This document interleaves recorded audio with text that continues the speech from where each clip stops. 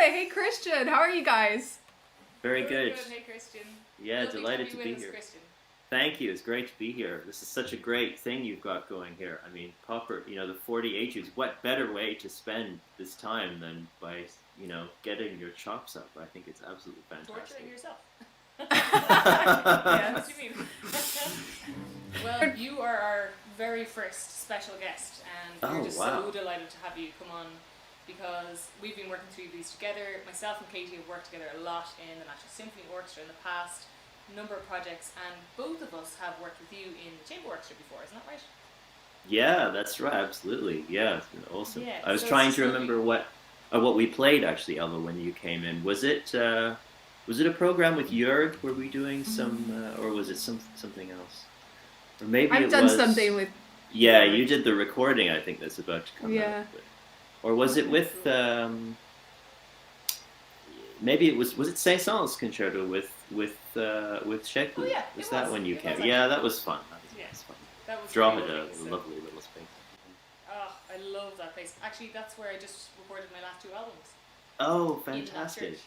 Lovely. Yeah, Yes, really. What's the church? So it's a place called St. Peter's Church where they run Drogheda Classical Music Festival, and I actually just recorded my last CD with John O'Connor there and Skellig album a year previously to it. And it's one of these places that when there's nobody in it, it sounds like a concert. So you can just play and all this amazing, church ambience comes back at you. So really it kind of almost is like having a live audience in front of you. So it's super Yeah, cool. I remember it's a brilliant space and a great series they have going there as well. It was really Oh, nice. yeah. Yeah. Super. Nice. So, Popper 14. Popper 14. I yeah. have to say, this one was so humbling for me. Because, I thought, oh, well, it's up bow staccato, but it's basically scales. I mean, man, it floored me with how difficult it is to actually do it. I don't know how you two felt. It was humbling for me too, Katie, in every way. I tried, when you asked me sort of which one I might like to do, I came across some of the ones that I go to more frequently, and then I got to this one, I was like, maybe I should just, tackle this one just to see, and it's quite definitely the sort of the first approach, I knew that I wasn't going to start by doing the up bow staccato. I was going to start by just focusing on sort of one element at a time. And just doing the left hand, practicing it slowly. That was my first thing that I did on separate bows, just because it's a great sort of way to get your, centered around each of the challenges. And then I actually just, after that, I just did everything with the slurs that he writes, but without the staccato. And I found that extremely helpful as well. Yeah, and in fact, it's much more difficult to fit all the notes in the bow because you can't do any of the sort of, Slow downs. exactly, you can't sort of catch up yourself, exactly. So, but it is actually quite useful because it also, one of the big challenges I found, I'll get into later, but it was doing the stroke sort of in the lower part of the bow. It's a slightly different feel, and it is actually helpful when you do the slurred practice that you sort of get used to that, just being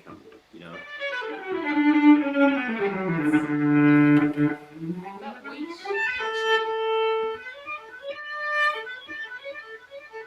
just being okay with having very little bow, and it's yeah. It's cutting off your head now.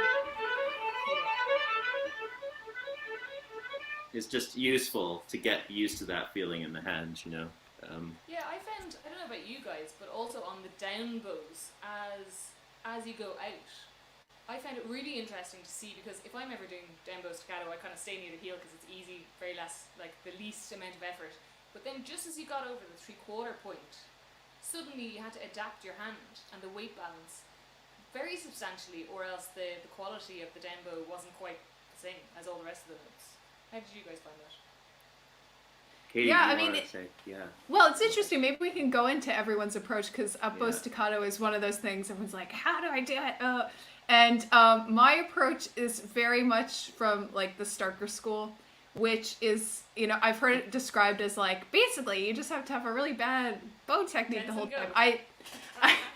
That's probably not the best description, but I go for we'll see if I actually do this. You guys can tell me, but I go for like a really pronated approach in the hand, where basically it's kind of like set it and forget it. And so, you know, I have to say my primary concern maybe wasn't about the evenness of sound in different parts of the bow, but more the consistency of the motion in the hand. So I'm really looking for like a pronated sense from the very beginning, and then just sort of pushing it along. It's a balance of like, you know, just like if you were doing a normal spiccato stroke of like letting it happen, but also all the control and slow practice that goes into that. But what are your guys' bow approaches to this? Yeah, so, sorry, Ailbhe, did you want to say some more about that? Well, just for me, it's kind of fascinating because, like that, this was a study I never did, and as a student, I always kind of looked at it and kind of went,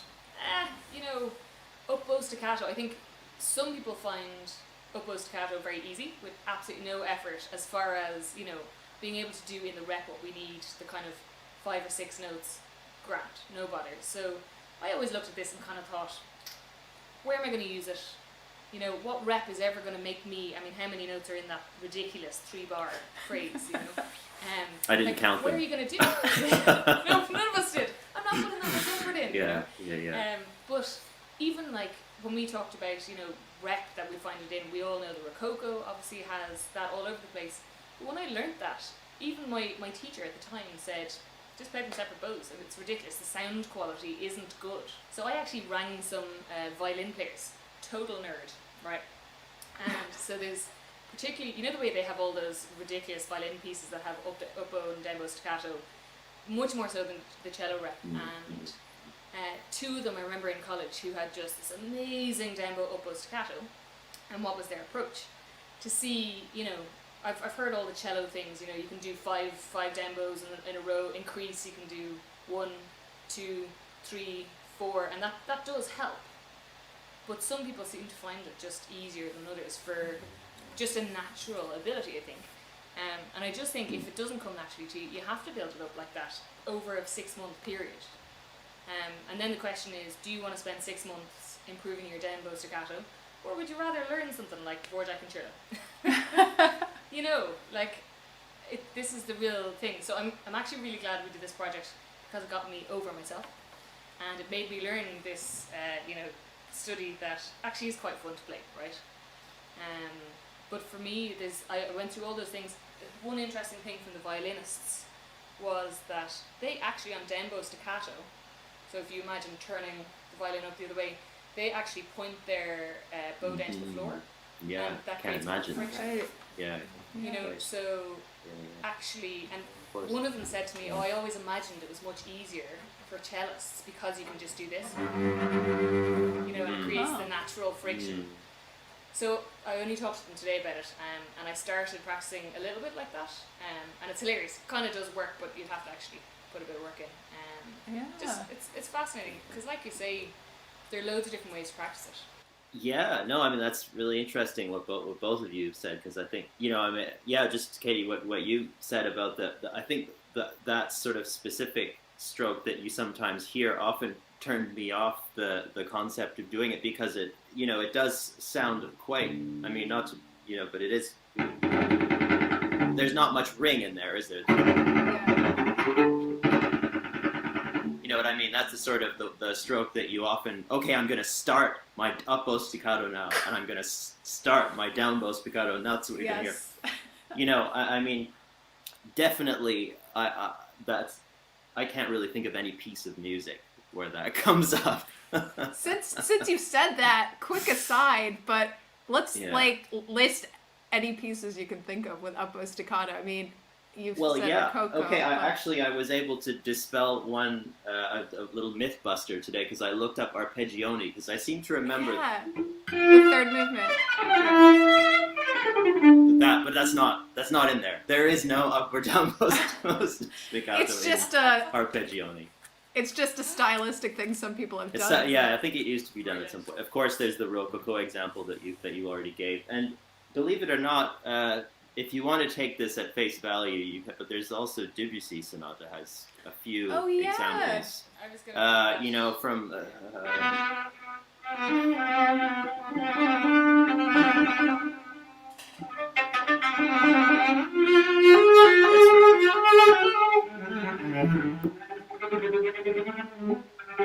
and that's quite a difficult one afterwards. This is all without slur. But then there are slurs in there. I mean, so you would never use that sort of machine gun, you know, for that. That just doesn't suit at all, does it? That's been my kind of, my sort of bugaboo about Upbost, you know, that it's just kind of that horrible noise that gets made. Yeah. Me too. For me, that's not what it I is. hate that. No, I don't think that it was ever intended that way. I think they still wanted the pure quality of sound that you get from separate bows. And it's funny because you actually mentioned the Debussy Sonata, and again, classic example of, I recorded that last year, and didn't do, I mean, I do stay as close as I can to the text mostly, but for there, I preferred the brushier sound. Yeah. So, you know, this is where it all comes back to it again. Mostly in life, I just kind of think that's not the sound I want at that point in music, even though I know that is an effect. So it's interesting to see whether people want to follow it when it's in the score or not. Yeah, well, absolutely. I definitely take your point about that, because I mean, my goal with it has been, can I create the sound that I want with it? You know, because otherwise there really just isn't any point. And I think it does yield something slightly different that you might not get from, you know, either doing it separate. It's just it's very something to add. Gestural, isn't it? I mean, I was going to say, so I tried to think of some examples of this, and I had a really good friend in college, Joe Kaiser, who always played this violin piece, Horace Staccato. Yeah, it's Romanian, yeah. Big one that And I re-listened to this recording, really famous recording of Jascha Heifetz playing it, and it is that sort of stroke, but like, God, the sound he makes is so effortless. I mean, that must have been like one of his top skills, a very talented guy, but I'm like, I'm not sure like everyone... It's one of those things in the way you look at, like, you know, sopranos that Mozart wrote for, like, Queen of the Night aria. You know, there's people who are built to do specific things, and so, like, I wonder how achievable, you know, to create that sort of stroke from every single person, you know, if it's possible. But the other thing I was going to say is, like, it comes around quite a bit in different orchestral rep. So I was thinking, like, Mahler 4, how does it go? Oh, yes, that's right. Yeah, the fourth symphony, and I have had to do it both ways, and people are always like, like this conductor wants us to do it up. It's possible to get a section to do it up staccato, but there's other examples of, like Nielsen or something, I can't remember, but there were on 2 occasions I remember having to do something up staccato, and I think, you know, when it's in an orchestral setting, you know, and you have to be really, really unified and really in control of your stroke, I think practicing something like this can be so helpful, because you then have the skills for how to approach something like that when you have to do it, you know. Yeah, actually, just as you were saying that, I totally agree, and I think there's one in Berlioz' Symphonie Fantastique as well. I can't remember which movement it's in, but I do vaguely remember seeing it on the page. I can't remember if we did it. It might be. I just can't remember quite where it is, but. Yeah, a question for everybody out there. Maybe they can find it, or if they played it recently, they can find it for us. I actually am delighted for that reason, that as someone who basically has laughed a lot at this. I mean, obviously it comes in the Handel Halverson as well. You know, I never do it. Yeah, I mean. Oh yeah, now I remember the bit. Partly in that. But I noticed, even though this was a short period of time where I had to practice this piece, I noticed there was definite improvement in my stroke. So had I the 6 months to actually edge it up, I do think you can go from relatively unskilled at, say, the down bow staccato to quite quickly bringing it up. I don't think it's one of these things that some people can do and some people can't. I think some people can naturally do it and they don't have to practice it so much. And I think everyone else can build it up just from the short amount of time. You guys probably found the same, right? Yeah, I mean, there's definitely a sort of, it does seem like some people have a predisposition towards it, but I have a controversial view, which maybe you guys may or may not agree with. But I believe that if you can play tremolo, you can play up and down bow staccato. Yeah. And the reason for that is, let me just show, is because the sort of the I'm trying to get my hand in. This is me doing tremolo at the tip. This is me doing tremolo at the frog. Doing tremolo at the frog is not very easy. It's a good thing to practice. This is basically exactly the stroke. You're moving up. You see, I'm not planning to do, but it's already kind of happening a little bit. Yeah. It's just that I'm making a slightly smaller up motion, and the same for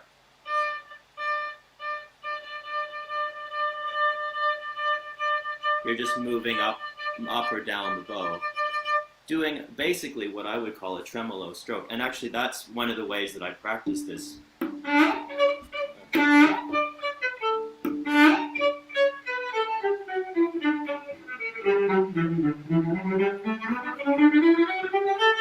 Obviously massively cheating because you're using you don't have to get one part of the bow to the other, but I do think that's the best way to approach it. And then another way that I would suggest is imagining there's an invisible upper or lower string.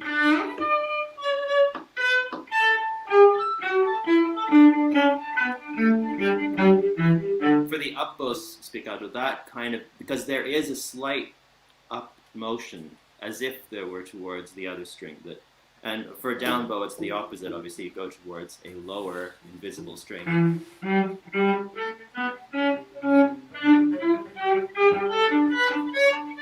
I think that helps. That's a very extreme sort of exaggeration of the motion that's going to be used. But I think as a sort of foundation to get comfortable with the idea of the stroke, the combination of the tremolo, the sort of shadow extra bow, the tremolo.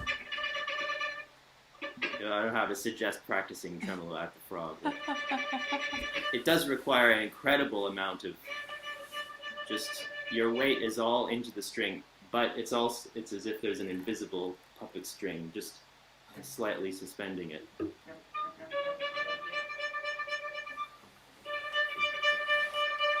But that's a very helpful first approach. Then the shadow extra bow in both directions, and then the maybe the string crossing.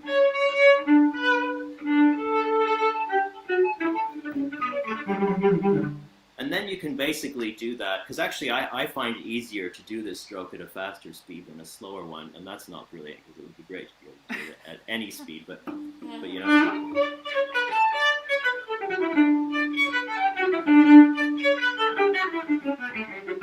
I struggle with that sort of speed, whereas it's much more natural for me because of maybe because I approached it from the tremolo kind of way, but you know, however way you work on it, there's time, if you practice it with the kind of brush stroke, that's what you end up with when you take away the extra bow. So it doesn't, I mean, to my ears, doesn't sound as sort of, you know.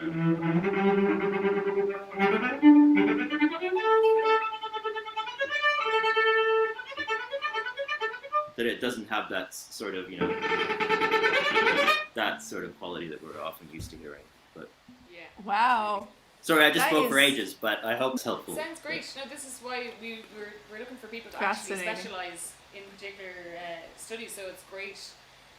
I definitely went at it from the tremolo one. I saw another teacher online actually talking about that as well, that actually if you start and then keep moving, you know, that initial, if you get into that and go, that's a great way to start it off.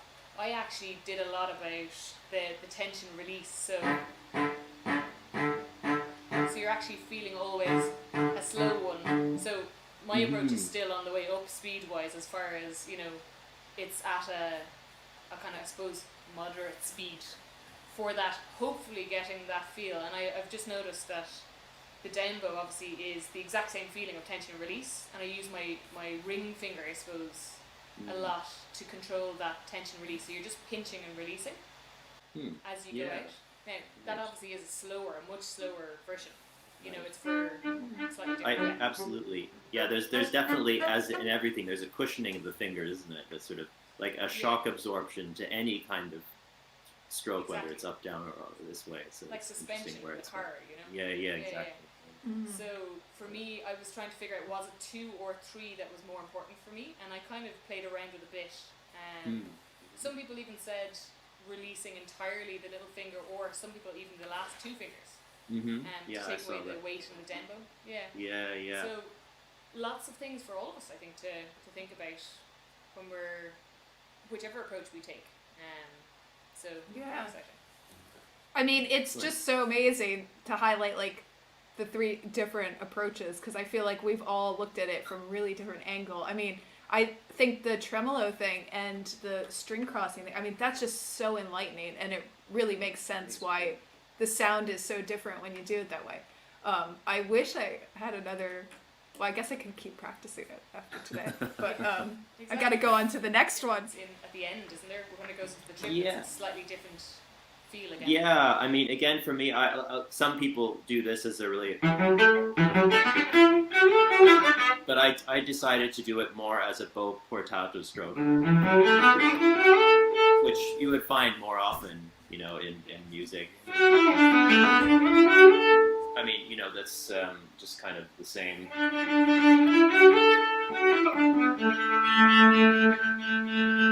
Yeah, you practice it. I think it works to practice in the same way as the other ones. And this is something that does come up much more often. Sorry. It does, yeah, absolutely. So for me, it was also thinking about maybe worth talking about the fact that you have to also think about this with a musical approach. And any time that you come onto an open string, which happens a lot in all of this, or a harmonic, often you can have one that jumps out of the texture, just because, and you know, you're kind of busy doing this up bow or down bow staccato, so we still have to think about those things in order to present a piece at the end. I know we're always talking about this study versus musical episode, but you know, you are practicing for later when you want to have the pieces. So if you find it there, you really have to pay attention, so you don't have you know, really making sure that you're thinking bigger global phrasing there, really. Absolutely, that's a great point. And actually, one of the things I found the most difficult about this is when it changes strings. So I mean, I think it does. The string crossing exercise helps that as well. But yeah, sometimes I found, because then the angle of my arm would change, and then it would slightly destabilize the sort of motion that I'd gotten into. So that's a really great point that you make. Actually, really important. And for me, also bringing the hand up earlier, I had to move my angle up much earlier than I would have assumed for the tempo that I was playing.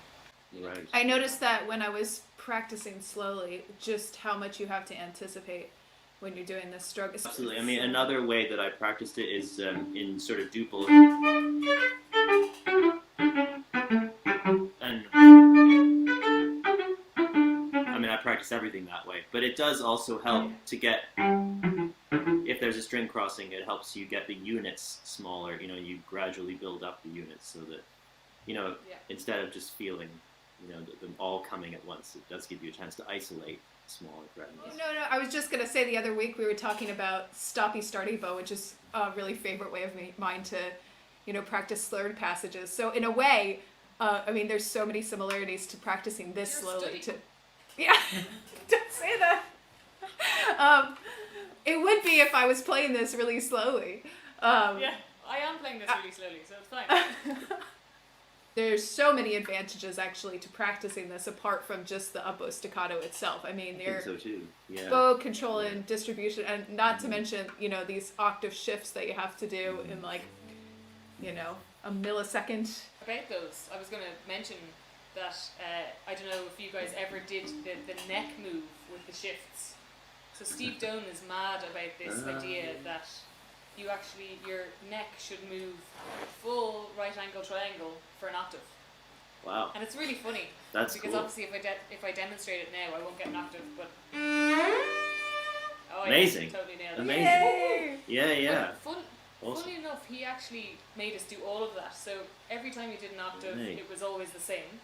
Wow. And then you always Try knew that. it's like a neck muscle is actually bringing you to the place. So it's just, rather than thinking a small hand gesture, that you're actually physically, it's just a muscular gesture. Yeah. And it's really fascinating because, you know, after me saying this now, when I play it, there'll be 4 shifts and we'll see how many I make out of 4, right? But if I do remember it in a concert, when I think about my octave shift, I always nail it. It's just It's a great an trick. I'm gonna interesting have to one. remember that. Yeah. Is it, do you do any, like, when it's a fast shift like this, do you do a bit of preparation for it? Because I guess you wouldn't, you know, if it's quite a fast. Yeah, I usually do it in slow Pretty melodic playing, but it is quite fun to think about. And then also, when you're doing just a fourth, you can also go half the amount. So you don't want to go too wild about it, because then you end up looking like a crazy person, you know. But it is. It's definitely saved me a lot. Yeah, because there's invariably there's tension that gets into the neck, isn't there, when you're, you know, Yeah.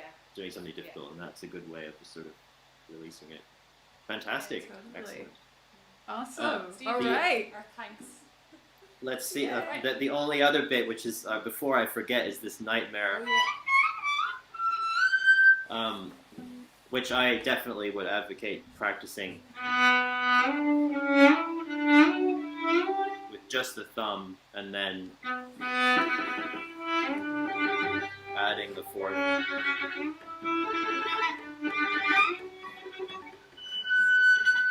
And also the sort of the tilt of the bow, I think, can make a difference. This is an unusual case where sometimes tilting it a bit more this way tends to get a better definition, or certainly where you are between the fingerboard and the bridge. Anyway, I just didn't want to forget that bit because it gave me a lot of grief. So No, it's definitely Good important. to talk about, because we did proper 40 already, which was all natural harmonics. And one of our questions was, what's the difference between artificial and natural?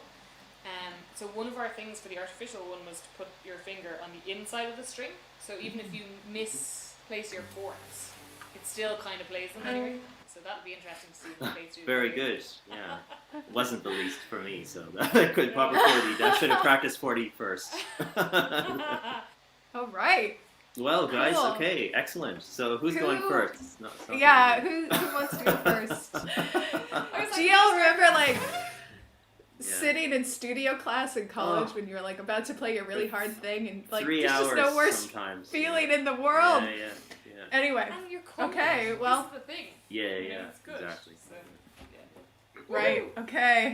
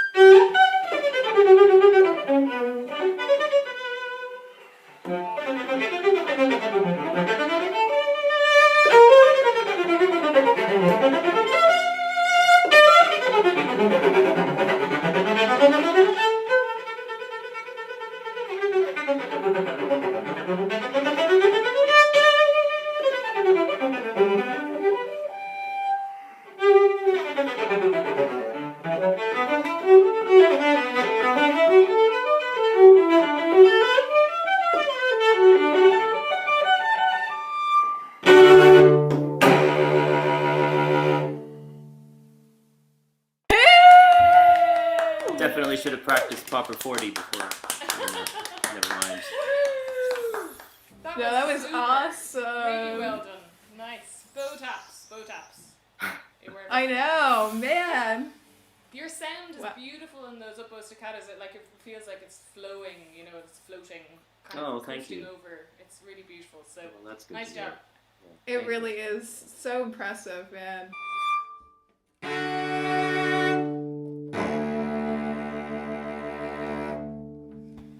Yeah! Great!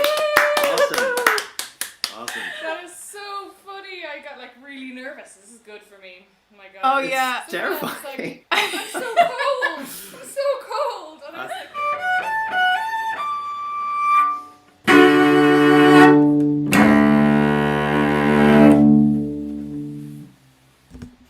Fantastic.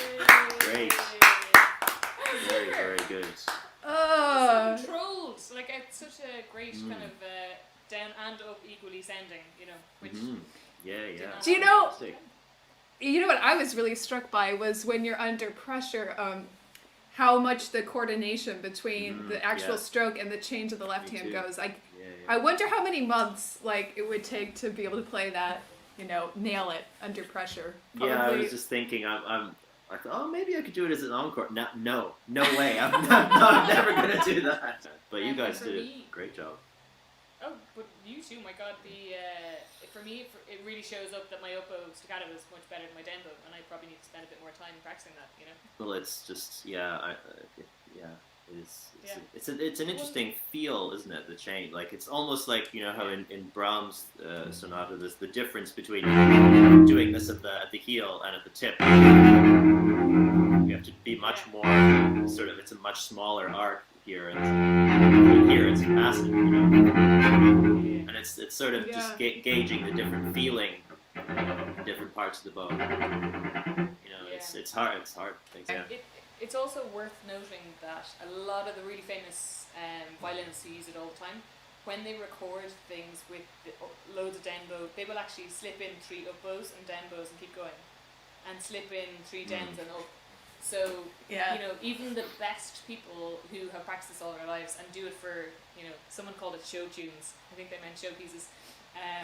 But you know, That's great. but yeah, I think it is worth noting that even people recording those pieces are slipping a few extra cheats in, and that's okay too. If that helps your sound for the purposes of what you're playing, I think that's okay. Maybe not for practice on your scales though. Yeah. Yeah. Cool. Awesome. Cool. Well, this has been great. Well, Thanks for thank being you. open to this because it's mad. It's mental what we're doing. We know that. It's fantastic. It's absolutely brilliant. Yeah, no, keep doing it. Get through all 40. It'll be really quite something, quite an achievement. Wouldn't it That's just- the- well, That's the goal. We'll see. Thank you so much for we'll having see. me. It's been We'll all really see fun. you. Oh. Yeah. Yeah, definitely. Well, to see you for sure. Yeah. Cool. Thank you so yeah. much. Sooner Yeah. rather than Yeah, absolutely. All the Okay. best. let's All hope so. right. Cheers. See you Super. soon. Bye, guys. Bye.